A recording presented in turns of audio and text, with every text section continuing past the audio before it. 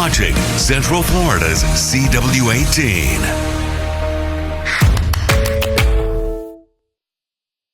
WESH 2 News starts now with breaking news. With that breaking news, several homes are in danger and people have been asked to evacuate after this ground depression opened up in Lake County. Good evening and thanks for joining us here on WESH 2. I'm Luana Munoz. The Lake County government says 3 homes have been evacuated. WESH 2's Paula Cristina joins us live or just arrived at that scene on Compass Rose Drive off of Broad Street. This is just east of State Road 33. Paola, what are you able to see and what can you tell us tonight?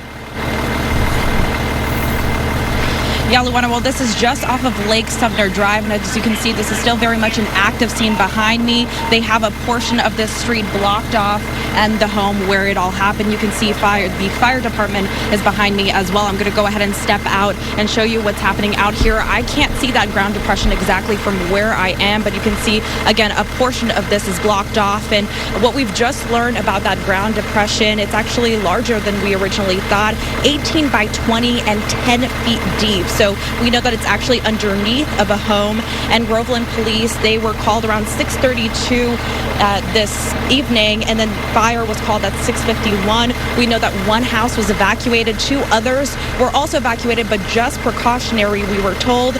And as far as the people, we're not exactly sure which house it was and if it was a family, how many people were living in the home. We're told that the city is in contact with the Red Cross, but again, we know it is 18 by 20 and 10 feet deep underneath the home. Again, one house was evacuated, 2 others also evacuated, but just as a precaution. And we were told that the structural engineer for the city said that that home is condemned until further mitigation. So as soon as we learn anything new, we'll be sure to update you. We're live in Groveland. Paola Trisnaruda, WESH 2 News. Paola, thanks for staying on top of it. Meanwhile, this just in, Florida Highway Patrol says 1 person died after this crash on I-Drive and Meadow Bend Loop in Orlando. This is new video from the scene of the crash. FHP says it happened just after 5:30 tonight. A motorcycle and a vehicle collided, and the driver of the Mitsubishi Mirage did die. The motorcyclist is in critical condition tonight. The risk for showers and storms tonight is just about over, but there are still a few lingering. Here's First Warning Meteorologist Marquise Mita, who has been tracking the very latest. We can see some of that activity there on the radar. What's happening? Well, thankfully, we're not showing any severe thunderstorms currently as we continue throughout the evening, Luana, but we still have widespread showers just north of the I-4 corridor. In fact, these are some slow-moving systems. Therefore, the slower the movement, the longer the rain stays overhead. And we have flood advisory issued for Lake, Marion, and Flagler County as we speak, and we've seen heavy amounts of rain really pile up throughout the early evening already. So here's a look at where we have the heavier showers. That's across south and eastern Marion County. A couple lightning strikes associated with this system, but the rain could come down in bunches, right? Up to 2 inches in just an hour's time span. So that's why we do have the flood advisory in place. And here's the radar indicated rainfall accumulation could be up to 3+ inches before the night is said and done. Thankfully, after midnight, we'll see these showers start to break apart, and we'll be left with cloudy skies overnight, muggy conditions, and then we step out the door tomorrow to more sunshine, but the rain is going to make its return, and we'll be tracking that coming up in just about 15 minutes. All right, Marquise, thank you. Well, tonight we are staying on top of that incident where Orange County deputies say that they were forced to open fire. A mother remains in critical condition tonight, and the man accused of shooting and stabbing her is dead after an hours-long standoff in Orange County. Now, the sheriff says that their SWAT team fired their weapons, all to save a 3-year-old child who was in danger. This did happen at a home on Colony Oaks Lane. WESH 2's tonight, Gavita Geddes shows us how deputies were back at the home today investigating all day long. She spoke with neighbors there about the terrifying scene. Well, the sheriff's office has not released the man's identity or new updates in this case. The Florida Department of Law Enforcement is investigating that shooting. Of course, once that is complete, they're going to send their findings off to the state attorney's office. Flagler Beach police are investigating what officers are calling a suspicious death tonight, and a person of interest in the case has been arrested in the state of Georgia. They say 66-year-old Sally Bird was found dead Thursday. Her cause of death has not yet been released by the medical examiner. Investigators identified 64-year-old David Brownstone as a person of interest in this case because they say that he was found in Bird's vehicle. He was found and arrested in Washington County, Georgia, near Macon on Thursday night. He has been charged with grand theft and will be extradited back to Flagler County.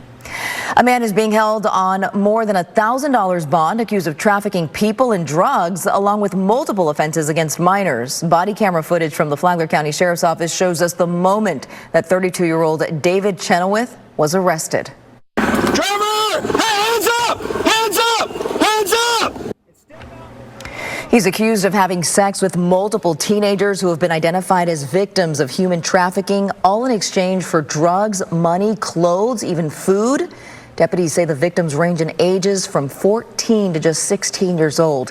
He is now facing multiple charges, including lewd and lascivious battery and human trafficking. In Orange County, 2 people and a therapy dog are recovering after a house fire in Winter Garden. Fire rescue say that they could see flames and smoke coming from the home on Marshall Farms Road. 2 people were taken to the hospital and a therapy dog was treated for smoke inhalation. There is no word on exactly what caused that fire.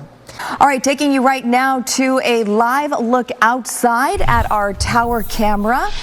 We're pointed towards Orlando International Airport. We are still seeing some lingering impacts from yesterday's global IT outage. Many people whose flights were canceled or delayed, they have now been, their plans have been put back into place. Here's a look right now at that flight, the flight board. On time at 6, we've got about 67 flights that are on time, about 68 that have been delayed, about 18 have been canceled. All right, let's turn now to what's going on with the weather. No, I'm sorry. All right. Once again, no word if these cancellations or delays are a result of what occurred with the global IT outage. Meanwhile, the Transportation Secretary wants you to know that travelers can ask for their money back from an airline if their flight is canceled and they do not rebook. He says if your airline is automatically giving you flight credit, but you prefer cash, you can request a refund. And if they fail to do that, you can fill out a form and report. We're going to post a link for that form for you on our website at WESH.com. All right, Microsoft is revealing new details about the CrowdStrike outage. In a blog post today, the company says the IT outage impacted nearly 8.5 million Microsoft devices. That's still less than 1% of all Windows machines. Microsoft says it is taking steps to make sure this does not happen again. All right, CrowdStrike says that a bug in the software update will have to be delayed or deleted by hand. As Reed Bingen reports, some criminals are already using the incident as an opportunity to scam all those affected. All right, coming up next, saving our streets by keeping kids engaged on a Saturday night. The event bringing local kids and the son of Muhammad Ali together. And remembering the moon landing 55 years later, Buzz Aldrin shares the lasting impact that the lunar landing has had on his life when we return. Welcome back tonight. Preventing crime while giving kids an outlet. That's the purpose of groups like Central Florida's Credible Messenger program and initiatives like Gloves Up, Guns Down. Several groups came together for a family-friendly event focusing on doing just that. WESH 2's Paula Tristan was there for all of the fun in this Saving Our Streets report. Oh, I love that. What a beautiful, beautiful organization. Well, a Sumter County woman was just seconds away from death when she got stuck on the train tracks, and a train hit her SUV. This one happened just before 7 o'clock this morning. Florida Highway Patrol says that a Toyota Highlander was heading toward the tracks on Noble Avenue near US 301. The driver noticed the train warning lights and crossing arms that were activated and then tried to make a U-turn. When she did that, her SUV partially entered the path of the train. The train hit the backside of the Highlander. Fortunately, no one was hurt.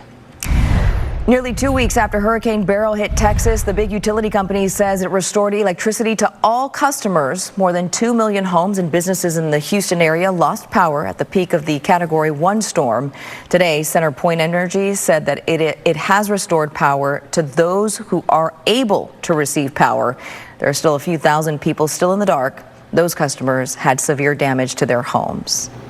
All right, turning things locally on our weather. Fortunately, those rain showers that we were experiencing starting to move out. What can we expect for the rest of the night? We're going to keep watching these showers continue to push towards the north, but what they're leaving behind are mountains upon mountains of rainfall accumulation. Some of the highest totals that we've seen are just above 2 inches in Astor, and we still got possibly another inch before tonight is said and done as we're trying our best to wrap up the rain. Palm Coast 1.83 inches, Altoona 1.38. Bunnell, you're just at an inch exactly on the dot. And here's where we still have those ongoing showers in similar areas that have seen the rain north of the I-4 corridor, stretching across the villages, Leesburg, even into eastern Marion County. That's where we have an active flood advisory. And you also have advisories for Lake and Flagler County as we speak right now. So heavy rain showers still moving across south and eastern Marion County, where we see these lightning strikes, the brighter shades of red popping off the screen here. Those can indicate rainfall rates anywhere between an inch, maybe even 2 inches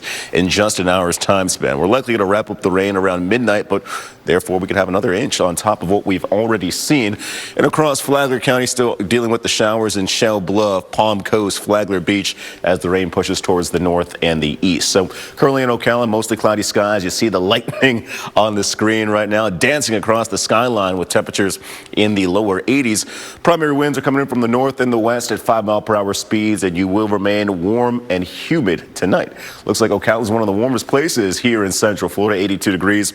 Otherwise, we got a mix of mid and upper 70s, lower 80s. Actually, Titusville, Melbourne, 84 degrees right along the coast there. So here's a look at Futurecast, timing out the last of the showers. We're trying our best to squeeze these out just after midnight. We'll see that chance for rain fade out of the forecast, mostly cloudy overnight, and then we open up the door for more sunshine to kick off the morning with tomorrow.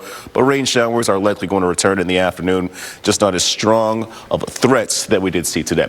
So over the next 12 hours, if you are in Ocala, you'll see that 30% chance for rain at 12, mostly cloudy overnight, partly cloudy skies to start off the day as you are humid as ever. Dew points and temperatures will be nearly identical in the morning, and then later in the afternoon we'll hold on to that humidity as well with a short trough coming in from the south and the east, carrying some tropical moisture across southern Florida.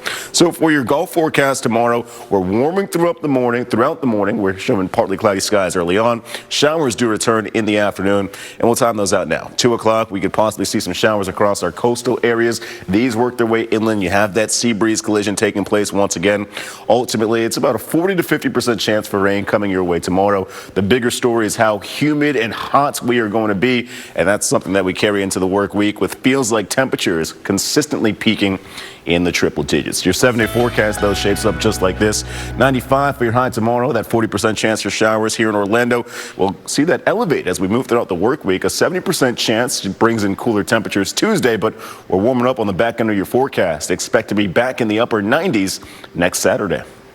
All right, Marquise, thank you. Well, today marks 55 years since American astronaut first landed on the moon. The historic Apollo 11 mission launched from Cape Canaveral, which was called Cape Kennedy back then.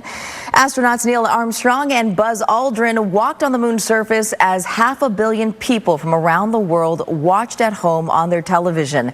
Aldrin commemorated the event on X today. He said in part, quote, "As I look back on what we accomplished 55 years ago, I am still inspired by what we all saw and did, the best of America and the best of humanity." Still ahead, the new rule that dog owners in Mount Dora must follow when out for a walk with their pups. Plus,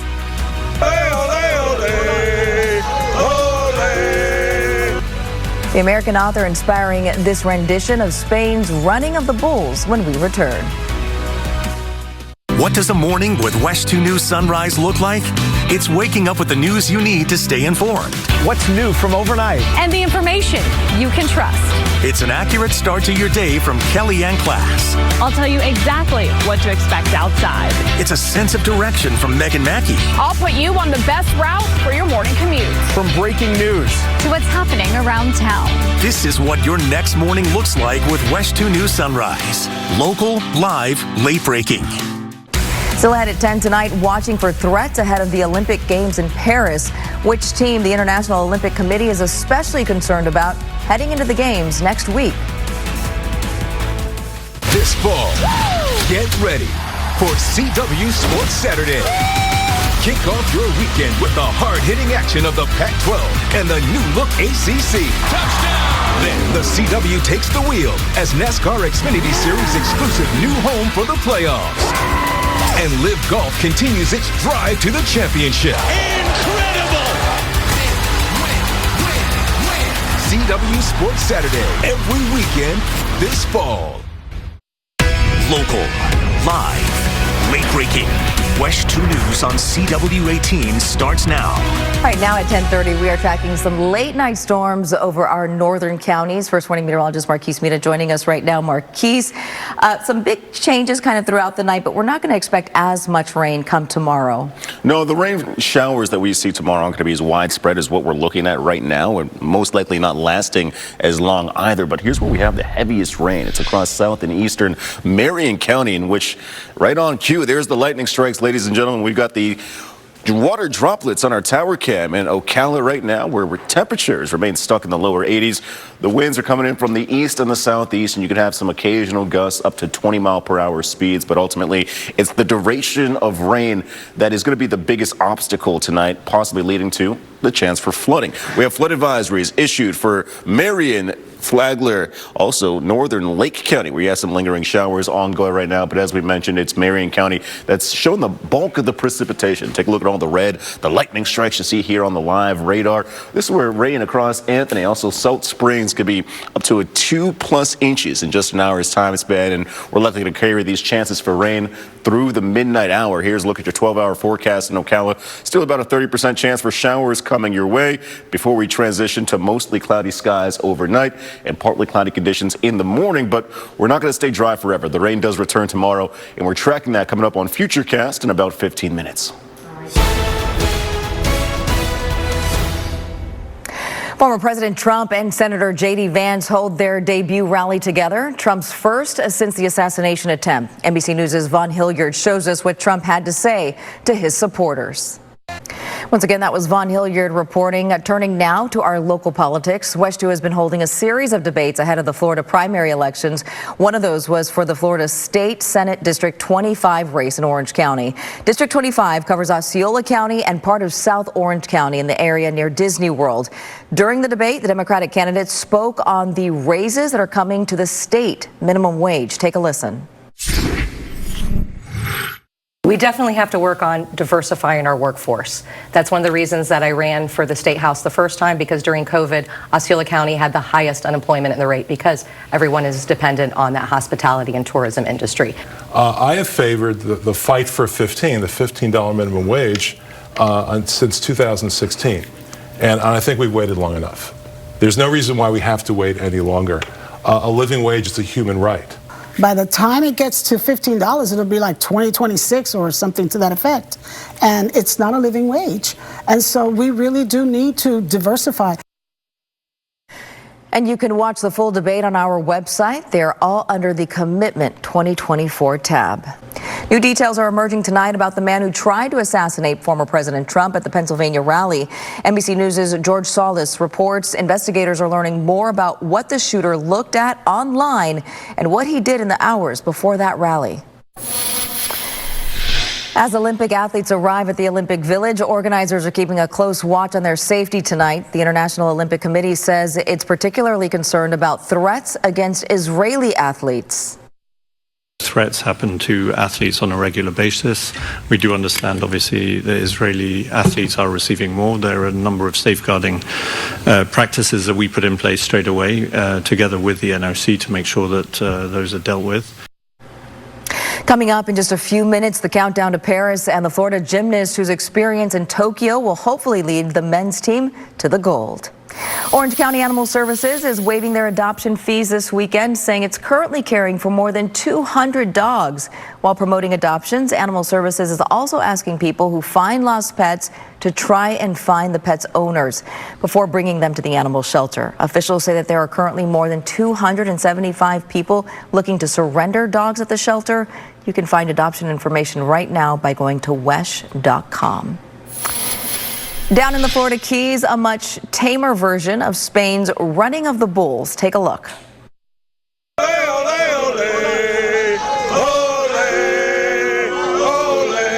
favorite It's right there. Oh my goodness, men and women dressed like writer Ernest Hemingway walked through the streets of Key West with life-sized wooden replicas of bulls on wheels. This is all part of the annual Hemingway Days celebration honoring the author who lived in the state of Florida, or in the Florida Keys, back in the 1930s. Deep Purple is currently touring Europe with plans to kick off its U.S. tour dates August 14th in Hollywood and August 15th in Tampa. Coming up next at 10, we're going to have more on that.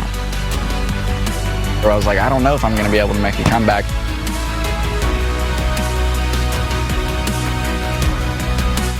This Wednesday, don't miss Sullivan's Crossing at 8/7 Central. All right, next at 10, a gymnast from Florida is the only one with Olympic experience on Team USA, but it took hard work to get this far.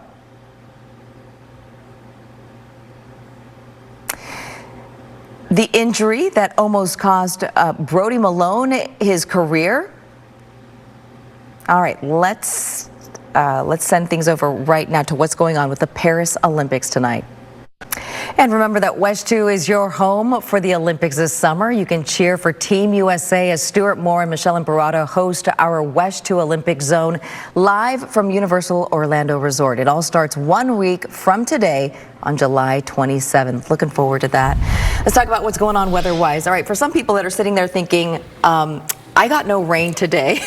What's going on? It was just north of us here in Orlando, yeah, right? So if you were inside the metro, we were spared from the showers today, but our north and easternmost counties, not so much. Take a look at this. This is an image sent in by a viewer. His name is Michael, out across Lake George, where we had a water spout late this afternoon and across the early evening with severe thunderstorms rolling across the area. Now, the biggest threats that we've seen so far today has been the consistent overhead showers, and those are leading to flood threats as we continue to move throughout the evening tonight.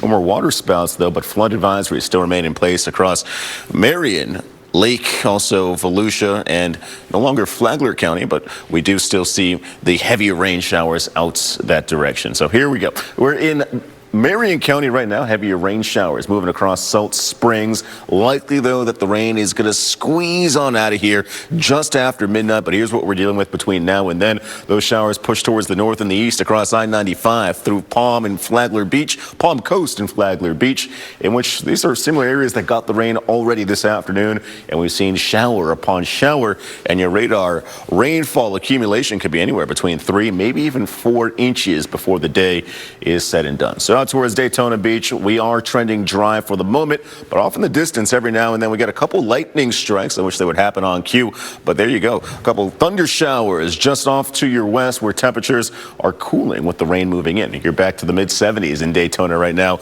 with a breeze from the west at 8-mile-per-hour conditions. Surrounding cities do show a mix of 70s and 80s across the board. You're warmer as you head further south across I-95 into Titusville and Melbourne, both showing 84-degree temperatures.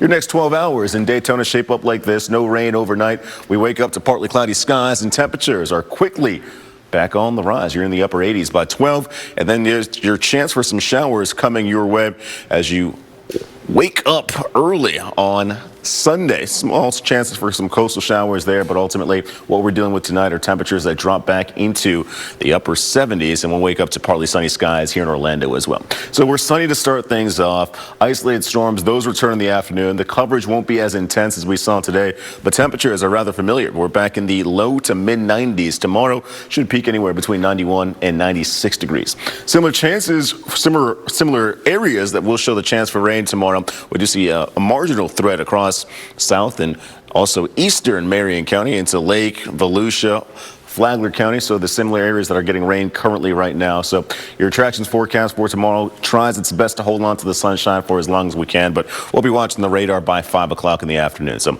here's how things play out. We did mention those coastal showers taking place first things first with that east coast sea breeze. The collision, that's going to be later in the afternoon and across the early evening. We'll see those storms start to bubble up.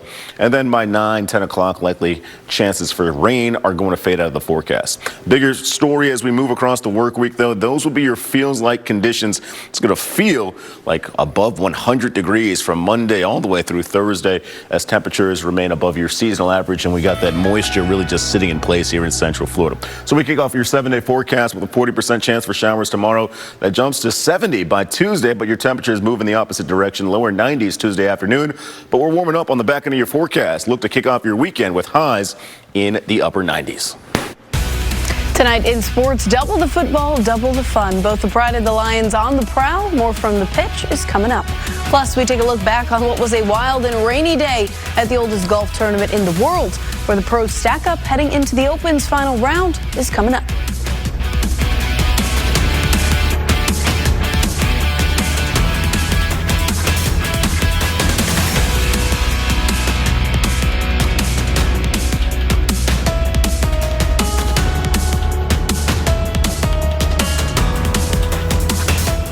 This week on Matter of Fact. This lawmaker's home was surrounded by police, guns drawn. It really did terrify me. How the victims of swatting attacks are now trying to stop them. Now, WESH 2 Sports on CW18. Sponsored by attorney Dan Newland. The month of July has been really good to Orlando City so far, but would that continue tonight? Welcome back, everybody. I'm Kristen Lago. Lions, the winners of 4 straight, coming into tonight's matchup with New York City FC. And while we can't call it another win, definitely better than a loss. Now, Horschel looks to become just the second Florida Gator to win the Open and the first in 35 years. Luana? All right. Thank you, Kristen. Let's get a final look at what is going on with our forecast with First Warning meteorologist Marquise. Well, we just showed you that water spout across Lake George a few moments ago, but here's a look at some of the rainfall totals that we had in that neck of the woods. Georgetown, 2.46 inches. Astor, just above 2 inches. Nearly 3 inches touched down in Bunnell. Palm Coast, 2.19 total inches. And we still have some ongoing showers as we draw closer to the midnight hour. Here's a look at your live radar, which across eastern Marion County, that's where the bulk of the precipitation does lie. But showers do stretch a little bit further out towards the I-95 corridor as well. Palm Coast, also Crescent Beach, you guys still have the showers trying their best to work their way offshore. And then as we work our way to the south, it looks like we have a couple lightning strikes just off the coastline of New Smyrna Beach. Ultimately, though, your forecast for tomorrow, the rainfall, it won't be as widespread as what we're currently showing today, but temperatures will be rather similar. We peak anywhere between 91 and 96 degrees here in Central Florida. And as we move throughout the work week, we cool down just a bit on Tuesday, but it looks like temperatures are stepping back up as we make our way to the end of the forecast on Friday and Saturday. We'll be back in the mid and the upper 90s as we do move closer to the weekend. All right, Marquise, thank you. Remember to start your Sunday morning with the WESH 2 News Sunrise team. They'll get you going with the overnight news you need, plus the big stories that'll shape the rest of your weekend. It all starts at 5 a.m. That's going to do it for our newscast tonight. Remember that more news and weather is over on WESH 2 News at 11. Have a wonderful and blessed evening.